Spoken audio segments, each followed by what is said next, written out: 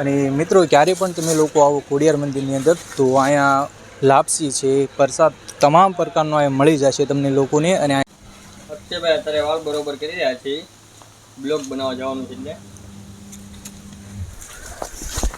ભાઈ સ્વાગત છે આપણા ફરીથી નીકળો બ્લોગ સાથે। ભાઈ આજે 3 દિવસ બાદ આજે બ્લોગ શૂટ કરવા માટે જઈ રહ્યા છીએ, કારણ કે 3 દિવસથી બ્લોગ શૂટ નહોતો કર્યો અને આજે હું અને હરેશભાઈ જઈ રહ્યા છીએ। ભાઈ બ્લોગની અંદર જોડાઈ રહેજો, કારણ કે અમારા સિહોર ગામથી ઓલમોસ્ટ 3 કિલોમીટરની અંતરે રાજપરાવાડામાં ખોડિયાર માતા આવ્યા છે, તો ત્યાં અમે લોકો જઈ રહ્યા છીએ દર્શન કરવા માટે, હું અને હરેશભાઈ।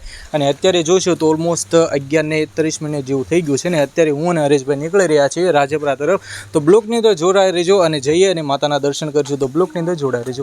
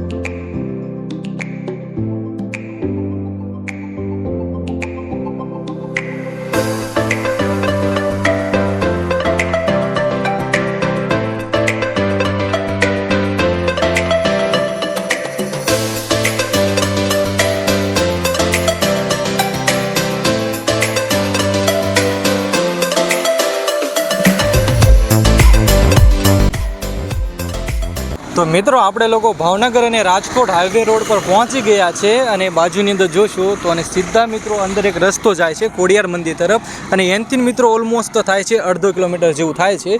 અને સીધા આપણે લોકો જઈએ અને માતાના દર્શન કરશું। અને તમે પણ લોકો ક્યારે પણ આવો રાજકોટ કે ભાવનગર હાઈવે ઉપર તો અંદર 1/2 કિલોમીટર મિત્રો થાય છે, તો ક્યારે પણ લોકો આવો તો આ રસ્તે મિત્રો આવવાનું છે। તો ફટાફટ થઈને આપણે લોકો નીકળી જઈએ ખોડિયાર મંદિર તરફ, બ્લોકની અંદર જોડાઈ રહેજો।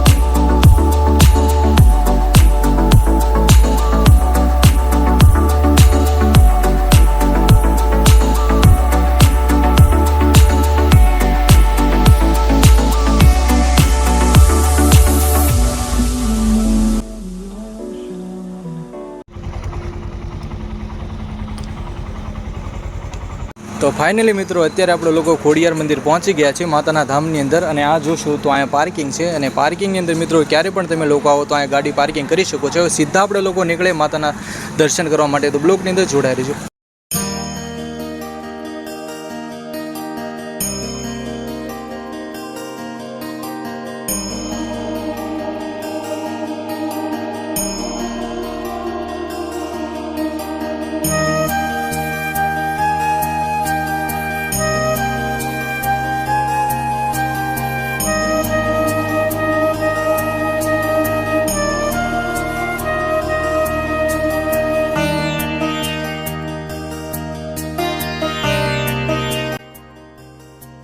તો મિત્રો આપણે લોકો રાકેશભાઈની દુકાન છે ખોડિયાર મંદિરની અંદર, અને અહીંયા પ્રસાદ માતાનો વેચે છે, તો ક્યારે પણ તમે લોકો આવો તો અહીંયા પ્રસાદ લઈ શકો છો। અને આ ભાઈનું નામ છે રાકેશભાઈ છે। રાકેશભાઈ એક આપણે શ્રીફળ આપી દઈશું અને અગરબત્તી આપી દઈશું। અને મિત્રો ક્યારે પણ તમે લોકો આવો ખોડિયાર મંદિરની અંદર તો અહીંયા લાપસી છે, પ્રસાદ તમામ પ્રકારનો અહીંયા મળી જશે તમને લોકોને। અને અહીંયા જોશું આવી રીતનું બધું શોપિંગ તમે લોકો કરી શકો છો, ને ઘણી જ ખરી દુકાનો છે અહીંયા। અને આપણા રાકેશભાઈ છે, ક્યારે પણ તમે લોકો આવો તો અહીંયા પ્રસાદ તમે લઈ શકો છો।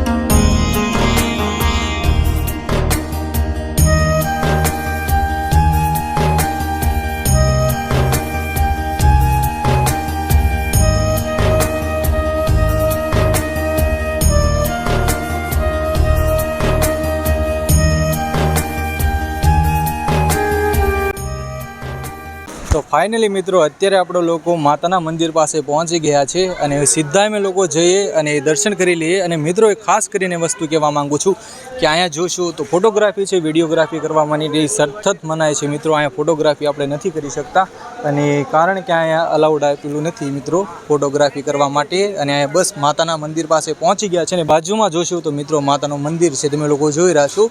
અને અત્યારે જોશું તો વરસાદનો માહોલ પણ છે અને અત્યારે અમે લોકો બસ માતાના દર્શન કરી લઈએ અને સીધું આપણે માતાનું પછી ધામ જોઈશું. બ્લોકની અંદર જોડાઈ રહીશું. ફાઇનલી મિત્રો અત્યારે આપણે લોકોએ માતા ખોડિયાર માતાના દર્શન કરી લીધા છે અને એક્ઝેક્ટ અમે લોકો મંદિરની સામે ઊભા છે અને અહીંયા જોઈશું તો લાય અત્યારે સ્ક્રીન તમે લોકો જોઈ રહ્યા છો ચાલુ છે, કારણ કે વિડીયોગ્રાફ જે મંદિરનો છે માતાનો અંદર તમે લોકો જોઈ રહ્યા છો લાઈવ સ્ક્રીન અત્યારે ચાલુ છે, તો તમે લોકો દર્શન કરી શકો છો. અને સોશિયલ મીડિયાની અંદર પણ મિત્રો ઘણા જ ખરા માતાઓના ફોટાઓ છે, તો તમે લાઈવ દર્શન કરી શકો છો. અને લાઈવ પણ અત્યારે વિડીયોગ્રાફ ચાલુ છે, તમે લોકો જોઈ રહ્યા છો. અને અમે લોકોએ દર્શન કરી લીધા છે અને સામી બાજુ તમે આંપાની સાઈડમાં જોશો તો અહીંયા તમે બેસી શકો છો સરસ મજાના. અને આંપાની બાજુ મિત્રો જોશો તો પણ સરસ મજાના તમે લોકો બેસી શકો છો. અને અહીંયા જોશો તો અત્યારે આવું ટ્રાફિક છે અને સીધા અમે લોકો જઈએ માતાનું ધામ જોશું. બ્લોકની અંદર ભાઈ જોડાયા રહેજો ને.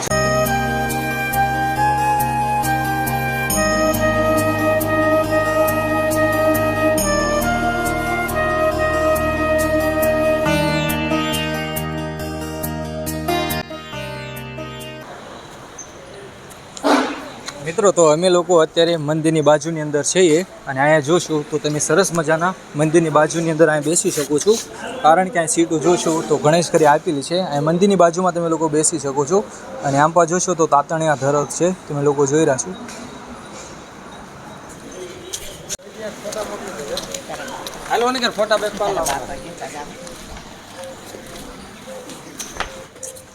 તો મિત્રો તમે લોકો જોઈ રહ્યા છો આ તાતણિયો ધરો કહેવાય છે. મિત્રો એવું પણ કહેવામાં આવે છે કે માં ખોડિયારમાં આ જગ્યા પર પ્રગટ થયા હતા, એવું પણ કહેવામાં આવે છે.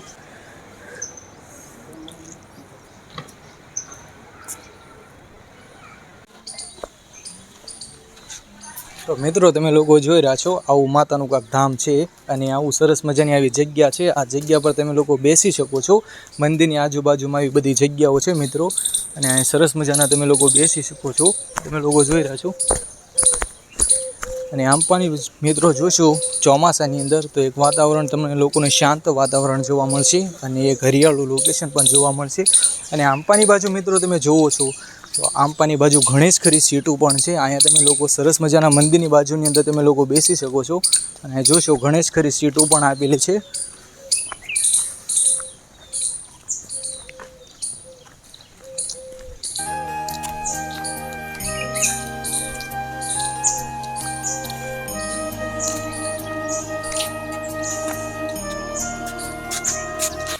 તો આવી રીતે મિત્રો તમે લોકો આ જગ્યા પર સરસ મજાના આરામ બેસી શકો છો અને આવું લોકેશન છે આવું કાંક. અને અત્યારે જોશું તો વરસાદનો પણ માહોલ છે, કારણ કે અત્યારે શાંત વાતાવરણ છે. અને હું નરેશભાઈ બસ અહીંયા જો વિડીયોગ્રાફ અને ફોટોગ્રાફ કરી રહ્યા છે બસ દર્શન કરીને. ત્યારે પણ તમે લોકો પણ માતાના દર્શન માટે જરૂરથી એકદમ આવજો.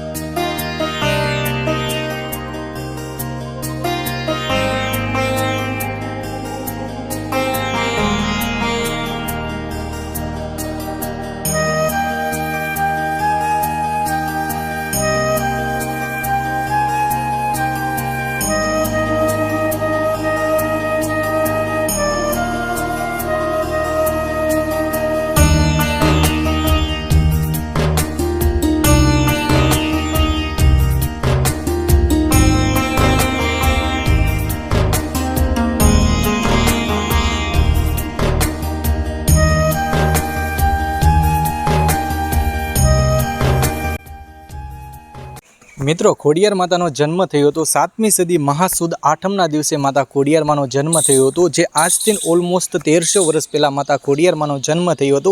જે ખોડિયાર માતાના પિતાનું નામ હતું મામડિયા કરીને નામ હતું અને માતાનું નામ હતું દેવળબા કરીને નામ હતું. 7 બહેનો હતા અને એક ભાઈ હતો. જે ભાઈનું નામ હતું મેરકૈયો કરીને નામ હતું અને 7 બહેનોનું નામ હતું આવડ, જોગડ, તોગડ, બીજભાઈ અને સાંસભાઈ અને વોલભાઈ અને જાનબાઈ, જે જાનબાઈ હતા એ માતા ખોડિયારમાં હતા અને એમનો જન્મ થયો હતો મહાસુદ આઠમના દિવસે માતા ખોડિયારમાંનો જન્મ થયો હતો. અને એક ભાઈ હતો, જ્યારે કાળોતરો નાગ કવડતા માતા ખોડિયારમાં જે જાનબાઈ હતા પાતાળ લોકની અંદર ગયા હતા અને કુંભ લઈને આવ્યા હતા અને પોતાના ભાઈનો જીવ બચાવ્યો હતો. જય ખોડિયાર માતા.